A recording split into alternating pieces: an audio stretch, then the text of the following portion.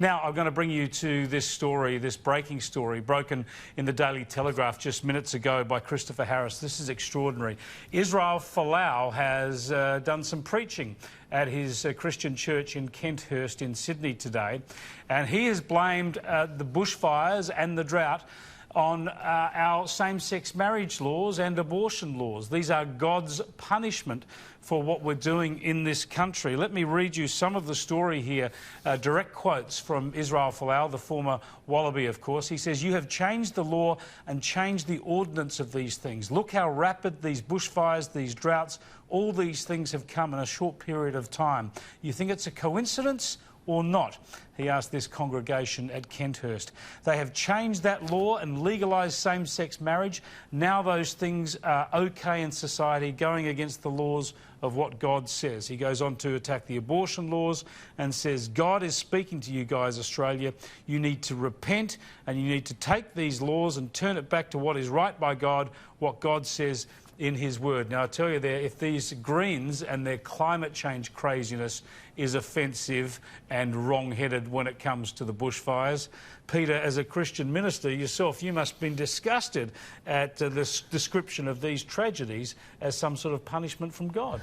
I think it's completely wrong, because if God really was going to punish us for changing the law on abortion, changing the law on marriage, it's the Parliament houses, the Parliament House in Macquarie Street and the Parliament House in Canberra that should have been the target of God's wrath, not the mid-North Coast and South Queensland. So I think if God was angry, God's aim was off. But on a more serious point, I think that these are outrageous views, and as you say rightly, they are up there with the religious fanaticism of the Greens. But we've just been talking about China and the repressive views of the way in which dissenting views are repressed in China. We live in a free country, and if this is what Israel Folau believes, I mean, he's not a politician, he's not voting resources, he's not, he's a preacher talking to his congregation, and surely in Australia we want to defend his right to do that, even though we can think that the views that he expresses are completely wrong and offensive. I agree. I defend his right to say this stuff. It's just nonsense, and I think it's almost as offensive as the blame game we've seen from the Greens, Nick, because there's probably worse. They're sort of blaming individuals for this.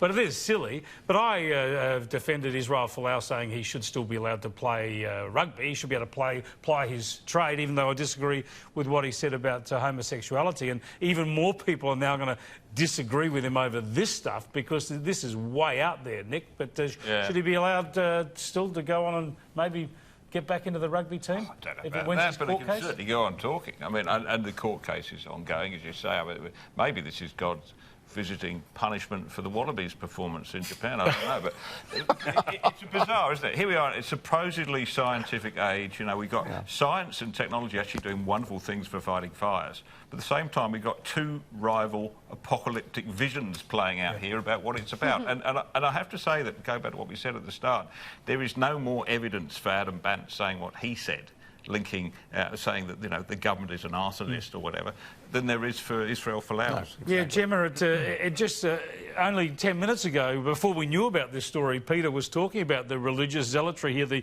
apocalyptic terminology of the Greens on climate. Well, here we've had you know, a fundamentalist Christian version of the same thing. Yeah, I'm a little bit lost for words to read that story just very briefly in the break. I just feel so... Can I be completely transparent? As a Christian, I feel so desperately sad reading that, because that's not the nature of God, it's not the heart of God. And I'm not going to get into a theological discussion, but I feel like wearing a T-shirt that says "not on my team," because that is just not the nature, and as I said, not the nature and not the heart of God. Israel Folau is... At least I will say this, he is willing to say what he thinks and stand by his beliefs.